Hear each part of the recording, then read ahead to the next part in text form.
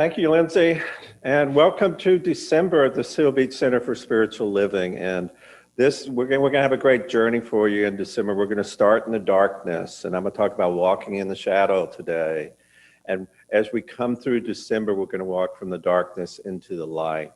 And I love talking about the darkness because the darkness is just part of our experience. And it's interesting because from our philosophical perspective and our upbringing, for some reason, we've always been afraid of the darkness. But yet, there's something about the darkness that's really nuanced because it's not this separate entity that's fighting us. Because all we have to do to change the darkness into light is bring a candle into the room, bring a flashlight into the room, and the darkness automatically changes into life. But with our Judeo-Christian upbringing, we have this concept that the great hero has to go fight the darkness and bring the light and let the light achieve what it needs. And let me give you a couple of Hollywood examples of that. You remember The Lord of the Rings, where Gandalf faces the demon on the bridge. He has this great staff in his hand, and he slams that shaft down. There's a beam of light, and he says to the demon, "From this bridge you cannot pass. Go back to the shadows." The light throws the demons back into the shadows from which he came. So forever, this has been the hero's journey in our Christian and Judeo upbringing. The one that is the light warrior that defeats the darkness. And maybe that's not quite the entire story of the darkness. We all like to be in this mountaintop experience and be in this spiritual high road that's very well lit, very radiant all the time. We talk about having a positive, radiant mental attitude a lot. And we stand strong in that place to do battle against the darkness. But maybe the darkness is sort of part of us. So my second Hollywood example I'll give is from Star Wars, is Luke Skywalker. He's being trained by Yoda on how to defeat the darkness. And he does with his lightsaber. When he does defeat the darkness in the terms of Lord Vader, who does he see, or what does he see when Vader takes off his mask? Luke sees himself. So perhaps when we're talking about doing battle with the darkness, it's not something dark and grisly, but what we're really battling is the darkness within us. And Lord knows, I think we have plenty of, quote, darkness within us, from our false beliefs to maybe our poor character choices to maybe things that show up as addictions from time to time. And in the East, they always tell us that the battle of the darkness is the battle of our ego. So the Buddhists would always tell us, if you want to get over your ego, you need to get over your attachments. And in Science of Mind, we teach a little bit of a different thing. Science of Mind, Ernest Holmes tells us, darkness is not an entity into itself. It's not a second power. It's not a power that's generating demons that we have to go do battle with or anything like that. All darkness is the absence of light. And to change that, all we have to do is bring light into the experience. And it's an interesting thing that happens when we do bring light into that experience. All the things that were in the darkness well up, and the darkness goes well beyond because what we've ever seen before, because we're now first looking at it, and for some reason we're ready to look at it. And the things that were in the darkness can seem grotesque to us at first. And it's not that they're evil and they were created by some ulterior motive. It's just they haven't had the light shine on them for so long. And they've been lurking there a long time for us to look at. But our metaphysics brings us back to the light.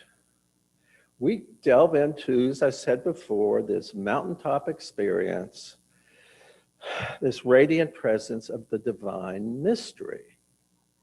Powerful place for us to be. And in our spirituality, we sort of go from head down. We go from head, if I'm talking about the chakras, we go from the crown chakra, where we're in touch with the divine, to the heart chakra, where we're in touch with the compassion, to the root chakra, where we're in touch with the earth and all things associated with the earth. But the great Chinese philosopher Lao Tzu tells us, darkness within darkness is the gateway to all understanding. It's the gateway to all understanding. And I think we do this. I think we have our techniques. We like our radiant affirmations and everything like that. But we also love to meditate. So what do we do when we meditate? The first thing we do when we meditate is we close our eyes. We go into the darkness. Now, there's been studies that said that 80% of our impressions that we get in our life are visual impressions. So when we close our eyes and go into the darkness, all of those are set aside.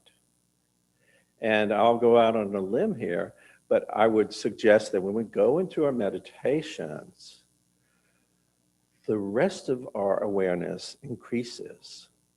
And possibly that veil between us and the divine, which the ancient mystics have said that at this time of the year, during the winter solstice, is as thin as it normally ever is awakened.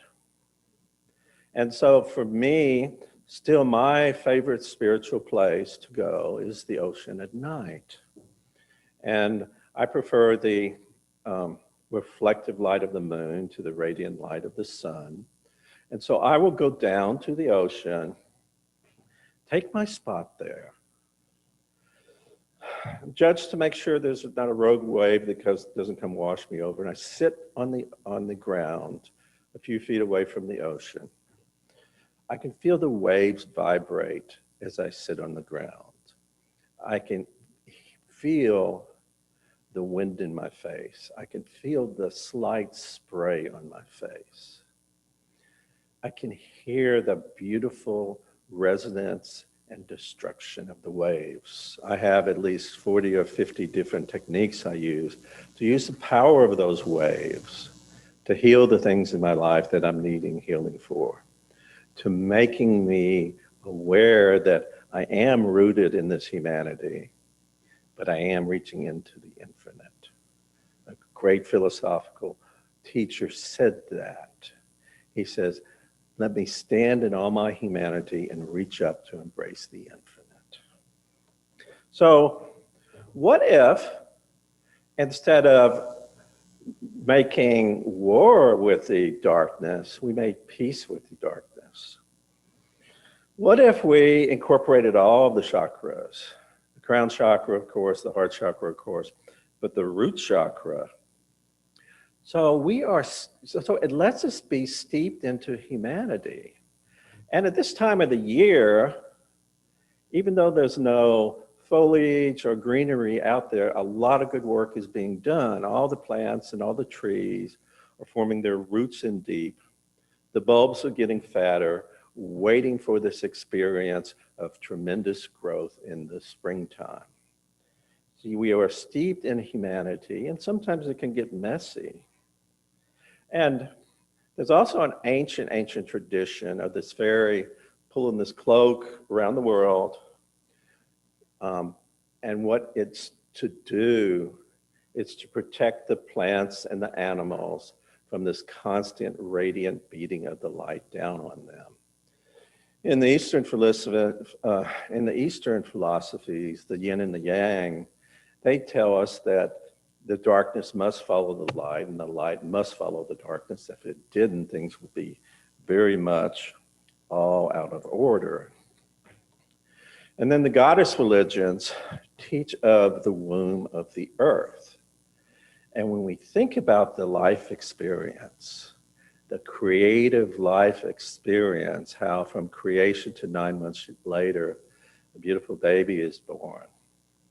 That's very mysterious. It's not a light-driven thing where things are happening in a very, very logical point in time. It's mysterious.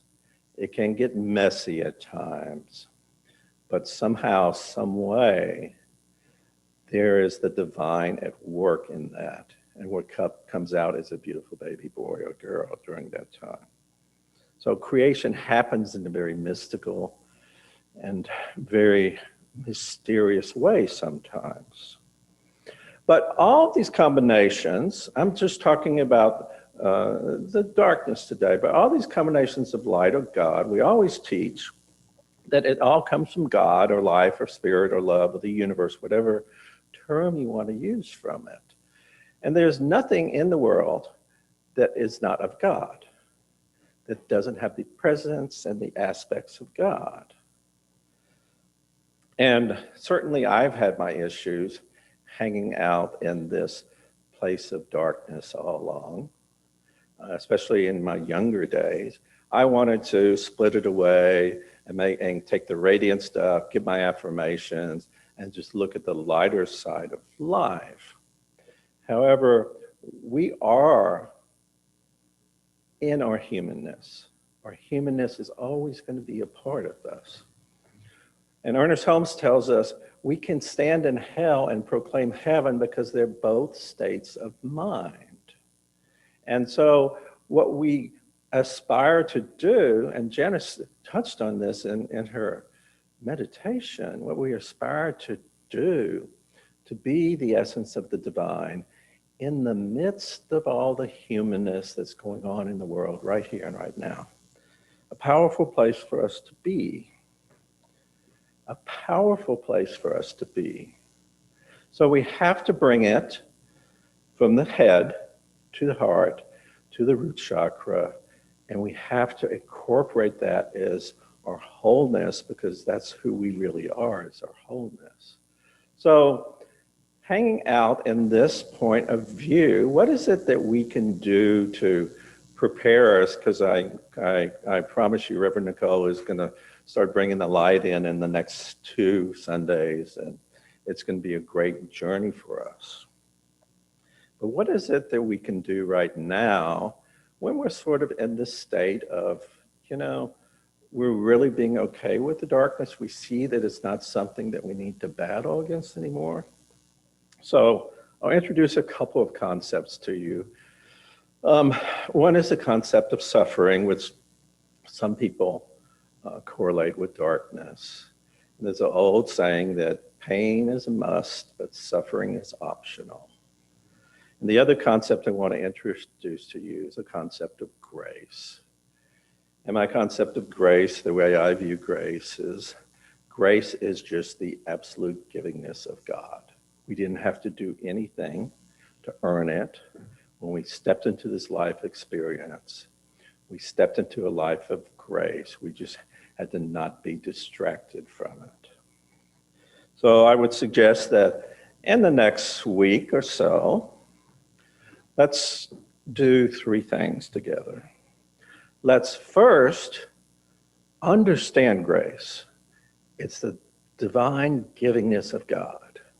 And try and embrace that to the best possible reality that we can put to it. Let us become the grace of God. Let us just focus on that. Let us know that we are the grace of God. And let's act as if we know that we are the grace of God. And the second thing I think we could do is we could definitely pray for others. Pray for others. Go to that heart chakra, that chakra of compassion, and find some way to pray for others for the goodness that we know is theirs also to come into their life. And finally, we can pray for ourselves, because if we're at this state where we know that God is not only the light, but all the darkness and all the middle areas in between, We can pray for ourselves. Ernest Holmes says there's a power for good in the universe, and we can make use of it. And we don't have to go anywhere. We don't have to climb a mountaintop to do that. Because what we can do is we can be the grace of God right where we are in all the messiness around us, if it's messy. We can start to pray for others. And we can definitely pray for ourselves and start accepting that good that has been our divine birthright we've had all along. And I think that will serve us well, at least to start this journey from looking at the darkness and coming into the light. God bless you. I love you.